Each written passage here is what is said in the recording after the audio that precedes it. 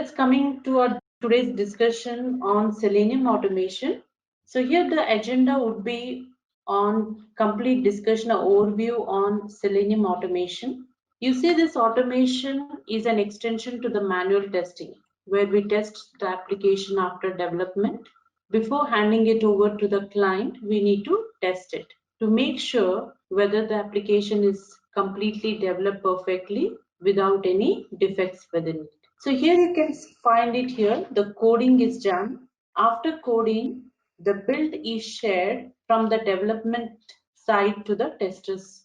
Then the tester would perform the testing where he would verify whether every requirement is completely implemented without any defects. After the testing is completed, the release is being released to the client where he can use it and work on it. So this is nothing but an overview or how the application comes for testing after development, and we need to impart the testing. Now getting into the agenda today, we will be discussing on an introduction about software testing. After that, what really an Selenium automation is. Apart from Selenium, what are the other tools available? And moving ahead, what is a Maven? How do you create multiple test cases using TestNG? So on. So let's begin from the very first introduction to our software testing. Testing is something verifying the application with the requirements mentioned by the client. So we are testing an application. So it is called as a software testing. So in this software testing, we have types categorized as you can do a testing manually as well as with the help of a tool that's an automated. What is meant by manual testing? Like suppose I have one application, I need to test it. So as a manual tester, I open the application, check each and every functionality by entering the data, okay, and verify whether the result retrieved is correct as per expected or not. That's a manual testing. Now why, in which area or which scenario I need to go and take help of an automation where I've written the steps, right? How do I test the functionality? And I was doing them as manual testing. Maybe while testing, I may do some human errors. They're less accurate. I may perform some mistakes while entering the username or password to it. So that problem will not come when I use some automation tools. When I use some automation tool, right? It is more accurate because the way you need to automate is written in the form of a script, the test case. And the test case will be executed as you have implemented by the tool. So it is more accurate.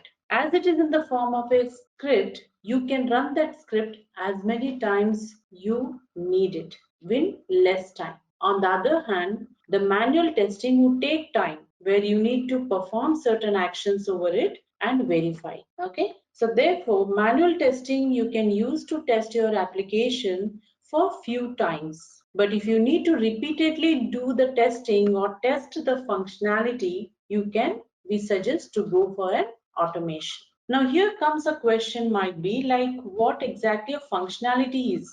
Functionality in the sense anything present on the application which performs some task. For example, as we all are aware of, like doing a logging in to any application, doing a registration, making some transaction, okay, logging out. All these are the different functionalities on the web application, not on the web application, any application. But mainly our Selenium is used to do a web application automation where it is used to test the websites. So that's what here you see, it is more suitable for testing user experience, and here suitable for scenario when testing is based on functionality based, where you're testing the different behavior, possible behavior of the functionalities.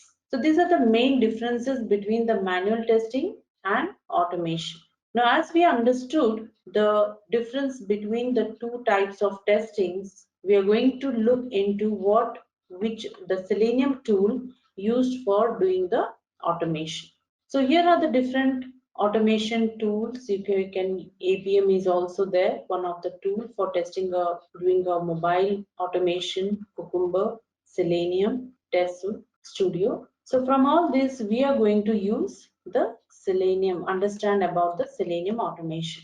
Actually, Selenium automation tool is developed to automate the web application. The reason is the company who has developed this Selenium, the ThoughtWorks company, was automating the web applications. So for the company's internal usage, they have come up with the Selenium. So that's the reason it's mainly for the web application automation. Now here, Jason Huggins and his team has contributed to develop the Selenium in the early 2004. Now this is mainly for the web application automation, and the base language on which the Selenium was developed, they have used a JavaScript. So later, initially they named it as a JavaScript test runner, and later got modified to Selenium core, and now it is available as a Selenium. Now after that, they have just made it as an open source, in the sense the source code is available to every user who can download the Selenium jar files and implement according to their need in the project. So we have a provision even to edit the functionalities as well if we are good at it. So that's an open source. Because of this feature, you can see Selenium is widely used, implemented in the industry for automating the web applications. Now coming to the Selenium components. Now Selenium is a package, you can say, which has many components within it. Like you see Selenium Grid, Selenium Grid, Selenium RC, Selenium IDE, and the WebDriver. So even though you have so many different components, but when you say Selenium, the 90 to 95% task is done using WebDriver. So WebDriver is the main part of the Selenium. So when you say you're using a Selenium tool for automating, that's nothing but this component is used at the max. And we are going to learn the whole course is on based on the Selenium WebDriver. Now there are reasons as well. Why don't you find grid and IDE? Anyway, Selenium RC is no more now exist. The replacement of the RC itself is the WebDriver. The reason is Selenium RC was having a drawback of controlling an extra server. So if a tester has to work with the Selenium RC, he has to control the server. First, he has to turn on the server and then execute his code. He has to also install the server to set up the environment of Selenium RC on his machine. So the controlling of the server was an extra burden to a tester always to take care of it, right? So therefore, they have removed that server and tried to interact the script directly with the browser. So that revised form of the Selenium RC is nothing but a WebDriver. Okay, so you can say WebDriver is a new form of Selenium RC. So under the list of components of Selenium, we can list it out as Selenium IDE, Selenium Grid, and WebDriver. These are the components. Okay, so to just understand in view complete diagram of a Selenium, this is what the Selenium components are. Selenium RC. So the inventor is Jason Huggins. Selenium 2.0, a revised form. Okay, so here see, this is a RC. It's having a Selenium server and a Selenium core in it, which was supported also by different technologies, say C Sharp, Java, Python, and Ruby. And the revised form of the RC is nothing but a Selenium 2.0, which is known as a WebDriver, which can support different browsers which are listed out here as Firefox, Chrome, IE, HTML UniDriver, Opera, Safari, Android. That means using WebDriver, we can automate our application or run our application on all these list of browsers. It is browser compatibility. And when you say about the grid is also one of the component of Selenium.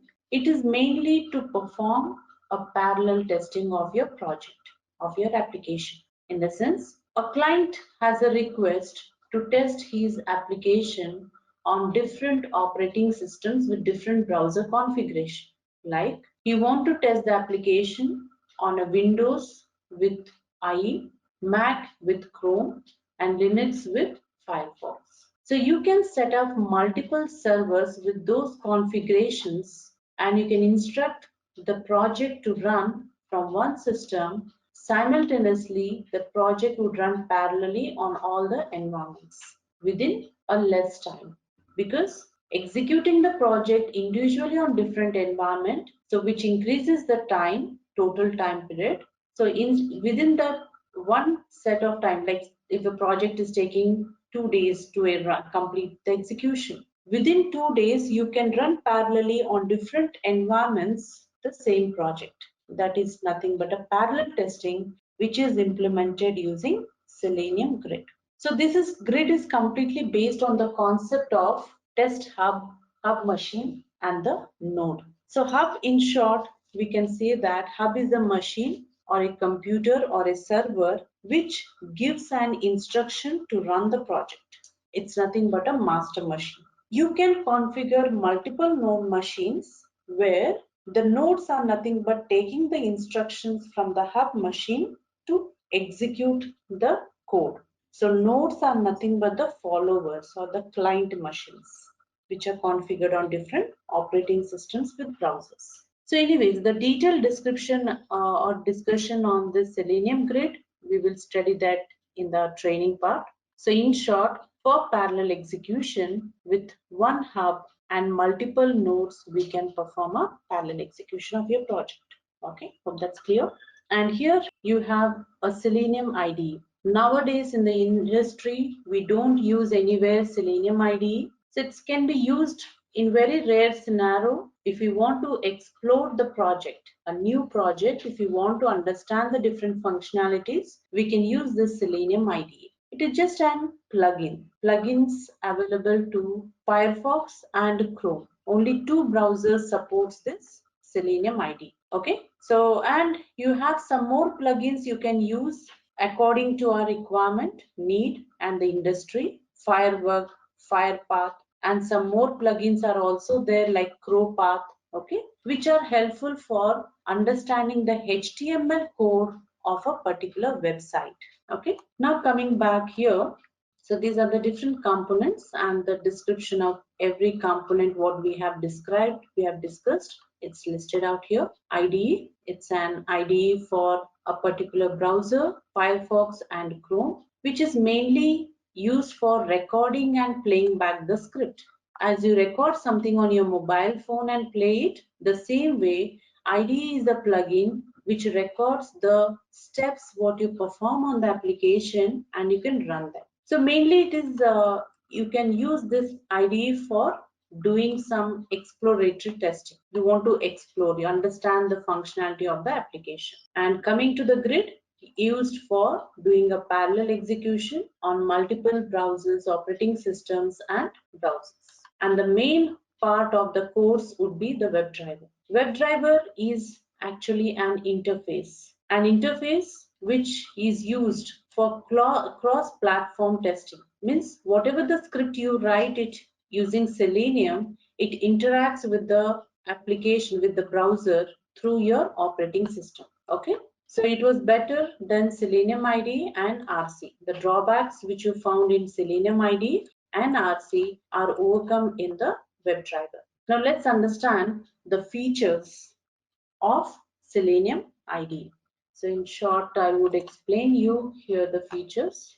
Using Selenium WebDriver, it supports multiple languages. Okay, so here it supports different languages. So what are the languages supported by Selenium WebDriver?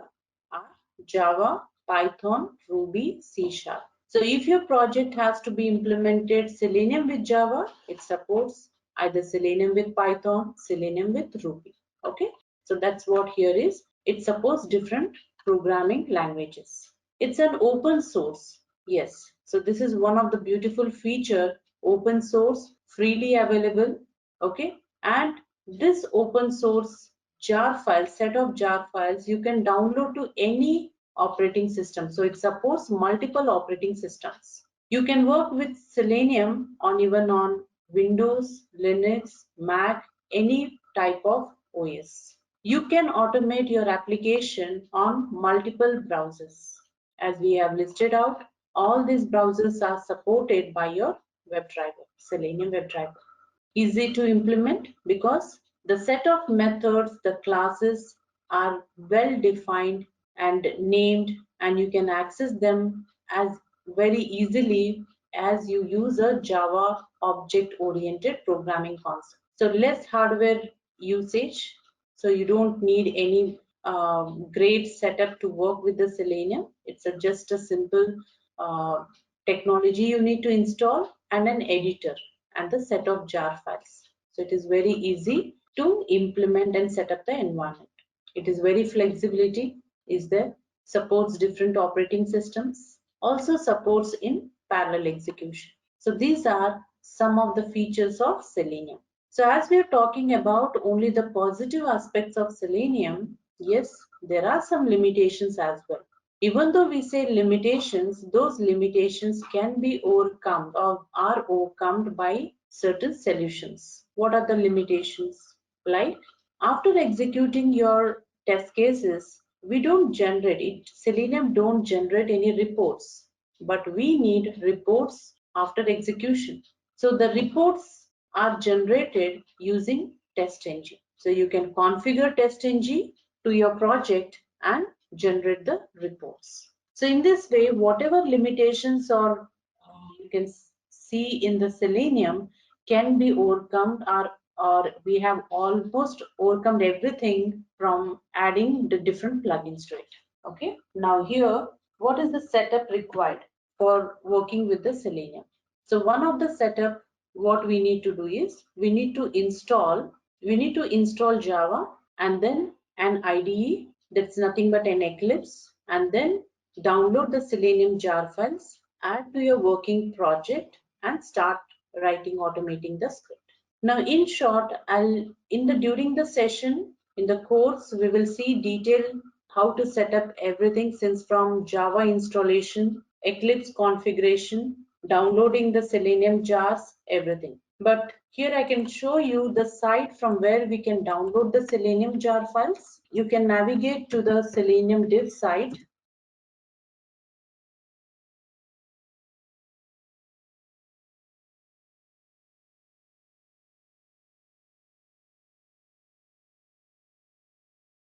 So in this Selenium div site, you can just look for the different components. So here are the different components here: Selenium WebDriver, IDE, and for the grid. So if I'm downloading a WebDriver, I just go to the download over here, and as it suppose different languages, Ruby, Python. As Java is widely used, you can find different, almost 99% of applications are developed using Java. So in the course, we are going to learn Selenium with Java. So Java is a programming language where the concepts of Java, we will use it in our framework of our Selenium automation. Now we need to get the jar files supported with Java. So here you have the set of jar files. You will download them and add to our working project. If you're working with Ruby, you need to get the jar files supported by Ruby, and so on with other different languages. Second, now once you get these jar files, you need to extract them and add to your working project. So we'll just go to the question section. So there's a question that what is a plugin? So plugin is nothing but which can be added to a browser. It's nothing but a tool, you can say, which you can configure to one of the browser. Now, for example, if I'm opening here a Chrome browser, I can see here already Selenium IDE is configured. It's a plugin.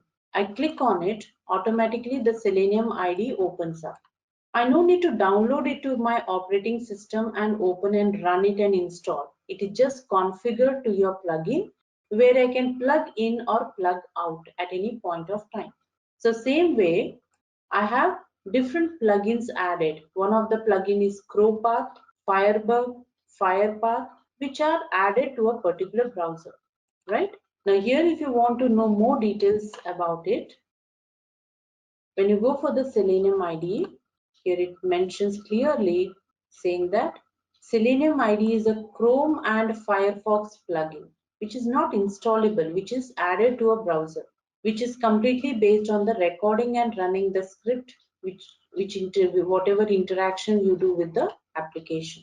And when you click on this, suppose a Chrome, you want this plugin for the Chrome browser, it navigates to the web store where right now it is already added to my browser. So you see the option as remove from Chrome.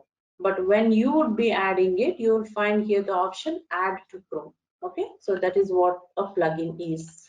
Okay, so coming back to our discussion on automation. So we have downloaded the Selenium jar files. Now this is how the Eclipse would be. Okay, so this is an Eclipse. It is an IDE where the developers and testers create the project and the frameworks and work on the project. Now you can create a simple project. So I can go to the file. So we'll write a very simple script of launching a browser. I can create a Java project because as we are going to learn Selenium with Java, I'm creating a Java project where we would assign a project name. Okay, so I'll say Intellipaat 1 is my project name, and here we are using a Selenium Java jar files 12 version completed. So it would create a project structure.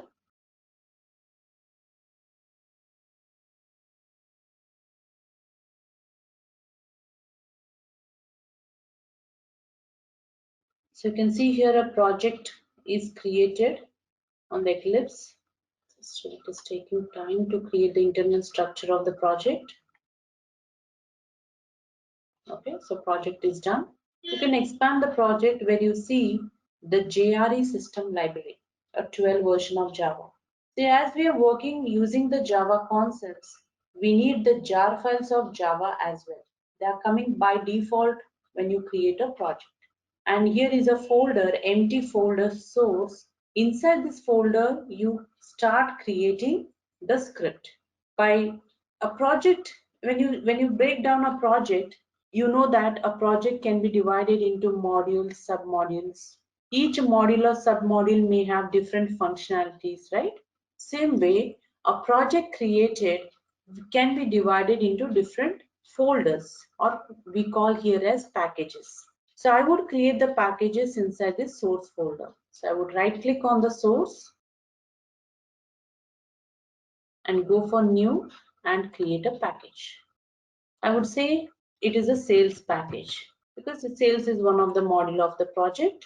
Sales package, same way you can create different packages as banking is a package name. Along with it, you can create inventory as a package name. Okay, different packages we created.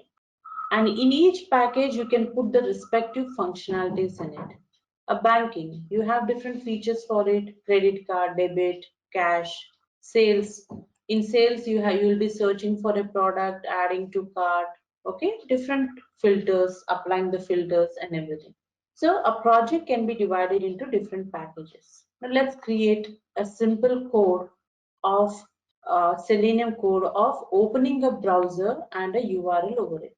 But unless we have the jar files of Selenium, you can't use the Selenium methods and classes. So already I have downloaded the Selenium jar files and kept it in one folder. I would add that to our project. So to configure the jars to the project, the process is select the project, go to the right click, navigate to the properties option, and then here are the different options you can see. Go to the Java build path and be in the tab of libraries and select the class path option and add the jar files. As the jar files are external on a particular drive in a folder on my machine, I would select an option of add external jar files and then navigate to the file where the jars are available. So I've actually kept in a folder of Selenium named, and in this lib folder, these are the jar files. You can see jar files means they are executable type file which are having with a .jar extension. Now these all files we need to add. So I would select them, Control A, open, and here they are, apply and close it. Once this process is completed, you can see a new folder is as appears here, reference libraries, which contains the jars which we have added. Now your project is ready to where you can write the script or the coding of your Selenium. So under the package, I would create one Java class. Why Java class? Because I want to run that program. Our Selenium don't have any method or any class where you can write the script and run it. That's the reason we are taking help of some programming language so that the syntax, the place where you can write your script and run it. So I'm going to create one Java class, and the logic within the Java class would be our Selenium coding. Okay, Selenium methods. So creating a class in a package, I selected a banking package. So here you see the hierarchy. Project name inside the source, banking package name, and here is the program. As I'm going to launch a browser, I would say launch is a code name, class name. It's a public class. According to the Java, if we want to run any program, we need to have a public static void main. So don't worry if anyone not knowing what is this public static void main, because the some might be working, some might be very new to this concepts. So no worries, like we will be learning everything. What is the meaning of this public static void method, everything. But for time being, understand this option is required if I want to run the program. Without this public static void main in the class, you can't run the class according to Java. So as we want to execute a program, so I need this public static void main method completed. So here launch.java extension class is created, and this is a script template. So class name is launch with a public static void main, and this curly bracket specifies the scope. The scope in the sense starting and end point of that method. And this is a commented line, double slash indicates commented line. I can keep or delete it. Now inside the main method, and this is the scope of a class. Inside the class you have a method, main method. Within the main method I would write the code of launching a browser. Now if you take generally, what are the steps, automation steps? If I want to open some Facebook over the browser, so what are the basic steps? We'll write initially the basic steps, and then so here one second. So here comes the steps. So initial steps are, if I'm going to test a Facebook, what I do, I open a browser initially. I have to open a browser and then open some URL, right? And then do the functionality. The same way your automation steps should work. First step is open the browser, required browser. Then open the URL, open the application.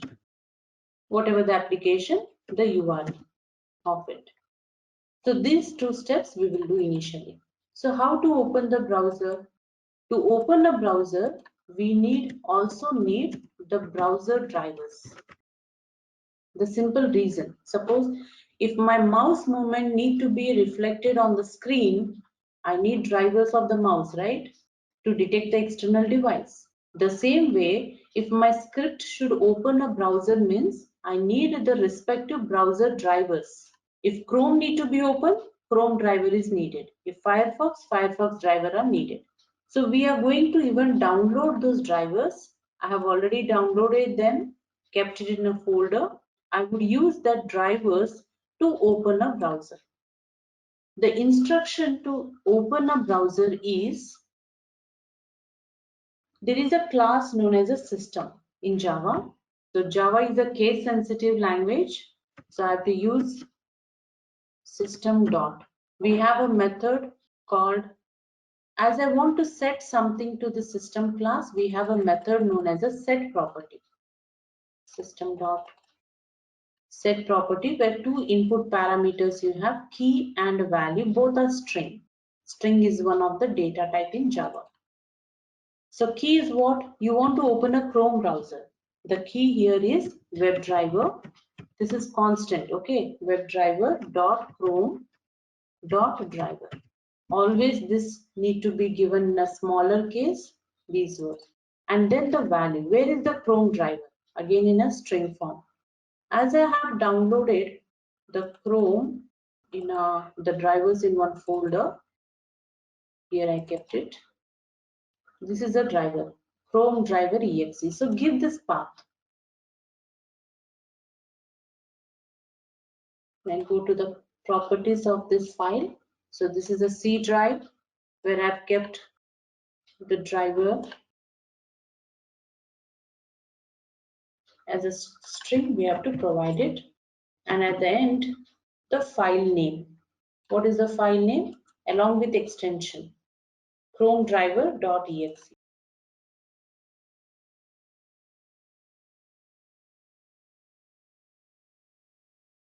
And at the end, every statement should be ended with a semicolon. So once you set this property, then you need to open the browser. So as Java is an object-oriented programming language, you need to create an object for this Chrome browser as well. To create the object, you need to take the class name or interface name. So here the interface name is WebDriver, which is case sensitive. Take the object name as driver. So to know more details about what is an interface driver, we'll see them in detail in the sessions. So here, in short, I'm creating an object for a class Chrome driver. So here I need a Chrome driver constructor I'm going to use.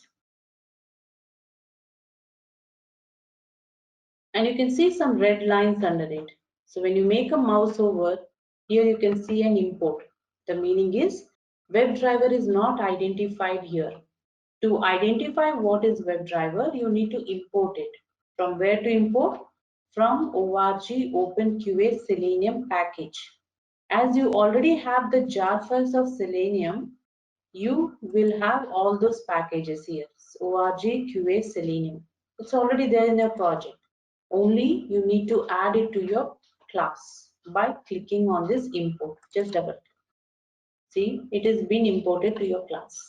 Same way, import Chrome driver as well. Now with these two lines in your program, I can run it once by just right clicking in your program here. Go to run as option and next select Java application, where it will save the code and do the execution. So here it is executing. Below you can see the console starting the Chrome browser, and you can see here browser is already opened and it is a Chrome browser. You don't see any application over it. Yes, because we have not instructed yet which application to open.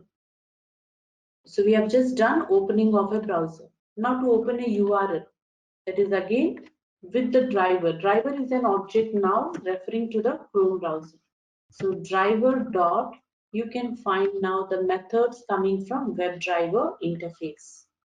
The method to open any URL is get method. So this, as you practice and use it, you will remember them. So the methods are straightforward, self-explanatory, that what input you should pass, what is the output from the method, everything you can understand from here itself. String is the input and void is the output. Void means no output. Call this method, pass the URL as a string. Whenever there is a string, you should pass in a double quotations. Now URL which you want to pass is this Facebook URL. Whole complete URL you need to pass along with the www, HTTP, everything. Now if I run on that browser, you will find Facebook open up.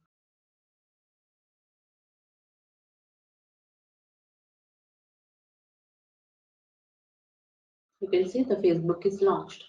So once your URL is open, now your functionality automation may start. Like, I want to do a login. You need to enter some value here into the username email field, then some password, and then click on login. That would complete the login functionality. So manually we can identify this text box and enter something, input. But when you're writing some automation script, the script should find that text box and enter the required input. Now here, the text boxes are something same in size, width, right? The email as well as password. Now on what basis the script would identify the right email field and the password? That is based on the HTML code designed by the front-end developer for this text box. Now, how do you get the HTML code of this email, all the text boxes or buttons or links? By the process known as a inspecting. How to inspect it? Always inspect the application on the actual browser. This is my actual browser where I opened a URL. Now I need to know the HTML code of this email address field. What to do? I have to come here, go to the field, right click and select inspect. That would highlight us the HTML code for that email field. See, this is the blue selected region is the HTML code of that web element of email address. See, as I'm moving the mouse away from the field, some other web elements are being selected. When I come to the bluest area of the HTML, you can find that on the main application, email field is selected. Now from here, you need to understand the HTML code. Like the first word is known as the tag name, the other is called the properties or attributes. Like type is one property, class is one property, name, ID. So it depends. We are not going to select anything or we are not going to change anything. This has already been decided and designed by the front-end developers. Only we need to study them and take one of the locator which suits us or which suits our requirement. Now coming here, which locator we should prefer. Here are the sequence you can see. Whenever you find an ID with a perfect value, so according to Selenium, I would find that element using ID. This is one way. If ID is not there or if it has something dynamically changing values, then if name is available, go for name. Say if ID and name both are not available or not working, then I can go with class name as well. Tag name, link text, partial link text, XPath. This is the sequence. Anyways, link text and partial link text are used for links only. But for other web elements like buttons, images, text boxes, drop downs, you can use either ID, name, class name, tag name, or XPath. Getting? So right now in this application, when you have inspected this email, you can see there is an ID. ID equals to email. It's a perfect value. I can take this value email and come to the script.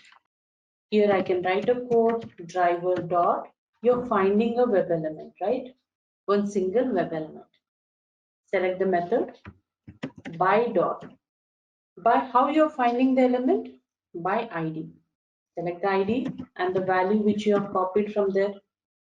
And here to after finding this element, you are sending some data. So send keys is the method. Send some data. What is that data? So welcome is the username which I want to send string. Next, we want to go and find the password. So inspect the password. Here is the locators or input tag. Type is one of the property, class, name, ID. Okay, ID also I can take. Let's take name. Name is equal to house. So we can come to the script, find the password with the driver dot find element by dot. You have a name and the value for that name locator. So as it is a text box, you need to type something, right? Call the send keys method. So these are the methods from your Selenium. What test is the password. Now if I execute the code now, you find Facebook launched and email field will be found and enter welcome to it. So the data is entered. Unless it finds the element, it will not enter the data. So now next is you need to find the button and click, right? So I close this application. You can inspect the button. You can find here the button is having a name is equal to login. Again find that element by dot name. See, this process and calling of the methods is constant. Now find element is always for finding an element. Now what action you will pass for the button is not send keys, you click, right? Links, images, buttons, these all are clickable. The text boxes, these are where you enter some data, send keys. Now it will try to log in by clicking on the button. Anyways, the credentials are not valid. It won't log in successfully, but clicks on the button.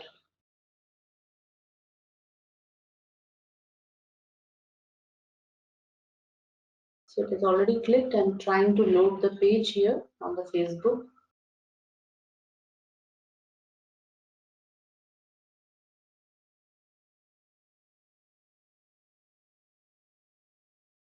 So it got just logged in and saying your password was not correct. Okay. If you enter your valid credentials, it would log. So this is are the steps how you can find the element and functional and perform the functionality automation script. You can check it. Now let's move ahead. If you see here, after executing the script, you never got any report here in your project. There's no report. Okay, there's no report. But when you're working with any project, reports are very important. You need to know what has executed successfully, what has failed. Okay. Now here I can validate. See, now after clicking on login, I would expect some page to be opened up, right? Or maybe as soon as your Facebook is opened up, I expect that I should be on this page with this title, okay, with the title of Facebook login or with this URL. Now, how to verify whether that you are on a correct page or not? You can do, as we are writing in a Java syntax, we can use the concepts of Java to validate or to verify, right? So I can get the title of this launched page. To get the title, I can use driver dot. A method is available, get title, which is going to return a string output. Here, assign that to a string, a title. Now here, this title is what? This is the actual title, correct? From the application. You're getting from application. Now you want to compare with the expected title. You are expecting something else. Okay.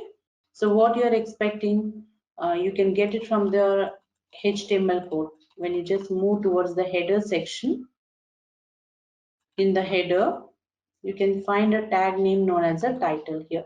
And this is the title, actual title.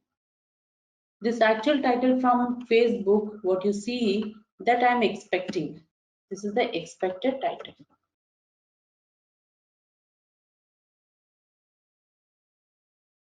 I need to compare this actual title coming from the application under run, and this is the expected title. So using the Java concept, I can do that if condition and the block of code. Now to do the validation with if the data present in this title, actual title, if it is equal to expected, I have to write. We can use the string class methods for comparison. So here we can validate title dot. These are the string class methods. You're looking for the equality or matching with your expected title. The expected title is here. If these two titles are same, I can print something on the console saying valid page.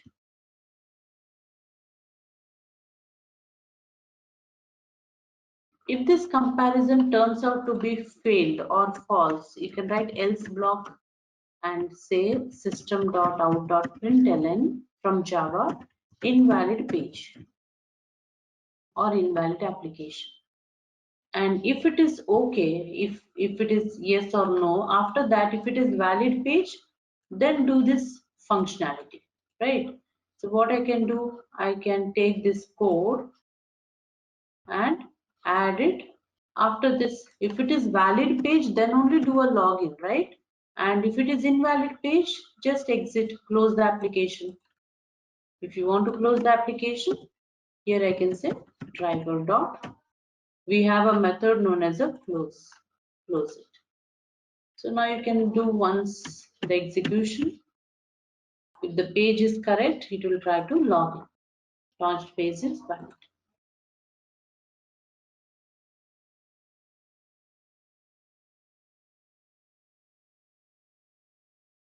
Okay, so it has validated the page is valid and it is trying to log in to the application. And anyways, the credentials are invalid. You don't see the login. And here on the console, you find some output called as a valid page displayed. So this is how you can implement the validation to your application. Okay. Okay. So next is, this is the way the different locators are available where you can find the element and work on it. Next is, if you want as a test case. So if you want as a test case and report it, you need to configure the TestNG. So, and in TestNG, you're going to write the test cases. So in the test cases, one second. So if you want to perform a test case and execute it, we need to configure the TestNG to our project and prepare the test case and run it. Now coming to the Eclipse, already TestNG is available to the Eclipse here. You can find it here in the Windows menu of the Eclipse under Preferences. TestNG is available. Now you need to add this TestNG to your project. For that, select the project, go to the Properties and Class Path. Now the TestNG is already in the project, right, in the Eclipse. Then you need to just click on the library. Click on library, select the TestNG and complete it, finish. And you'll find a TestNG is configured here and just click apply and close it. After that is done, your project reflects the TestNG added. Now you can create test cases. Because Java way of execution is not the right way to generate the reports. So we need to create test cases using TestNG. So the same script I can create as a test case. For test case, I go to the package, create a TestNG class, not Java class, TestNG class, by going to the option of create TestNG class. And here you need to provide here the test case name. I say launch demo and complete it. Now this is the syntax of a test case, TestNG class, and here is a test case. As our test case is to launch, I would say launch test case. And how to launch the browser with a URL is already we have written here. The same script we would write it inside a test case. Here, along with validation, everything you can write as it is inside a test case. Now, once this test case is done, I would run this by just right clicking and run as with, it's not a Java application anymore. It is a TestNG test, and launch it and proceed.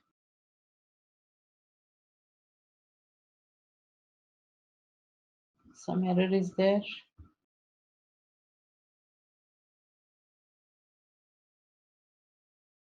TestNG exception, compilation issue. Curly bracket.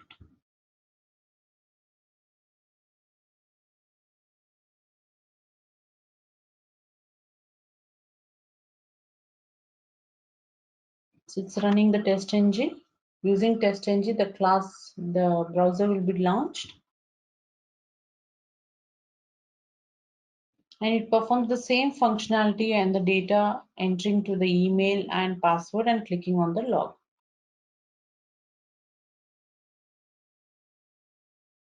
Once you try to log in, you can verify in the console. It says, see, the execution was 1 and the test case is passed.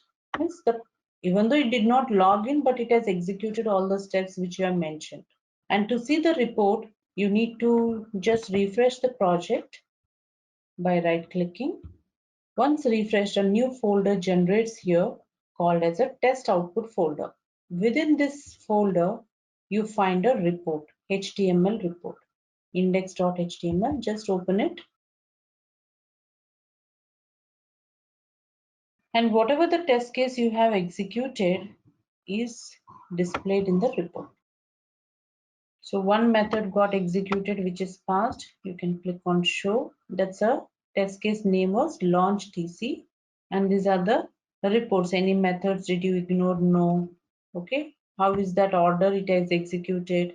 How many tests were there? That every details. Also, you can find an emailable report. Okay, this is your emailable report. What is the default test? Passed how many? Skipping how many? Okay, the details are displayed over here. So this is about the report generation. So there is a question here stating what is a add test. So add test, you can see some more annotations in TestNG, add test, before suite, before test, before class, method, add test. All these are called as a annotations. So in short, annotations are nothing but like a keywords which are identified during runtime by TestNG and calls the code lying under these annotations at a right suitable point of time. They get triggered, means they gets called or they gets triggered at a right point of time. So always add test represents a test case. And before suite, before test, before class, and before method are the annotations which are useful to do some prerequisite actions at a different level of time. Like when you observe the output of after execution here, you see default suite, default test, and the class. So if I want to run the code at this level, when the suite is called, I can use before suite annotation. If you want to display some code at the default test level, you have to call the annotation before test. Okay, so they are nothing but the annotations which are available with our TestNG. Okay, so here these are the annotations, and we just already discussed how to create or launch any application. You can launch any website, and yeah, one more which is important is configuring the Maven. So what is a Maven? Need of Maven. So Maven is used to control the dependencies in your project. It is used to manage your project. So what is managing the project? When you see our actual Java project, whatever jars we need, we try to download everything from the local drive to the project. It is pointing to a C drive. See, the path is mentioned already. So tomorrow, if I want to send this project to you, these jar files will not work for you because it is pointing according to my system. The location is different, which may not match with the jar's position on your system. So therefore, you need to again rework on this configuring the jars and then execute the project. So instead of that, if I'm able to send the jar files along with the project test cases, it would be more helpful so that you don't need to rework on it, right?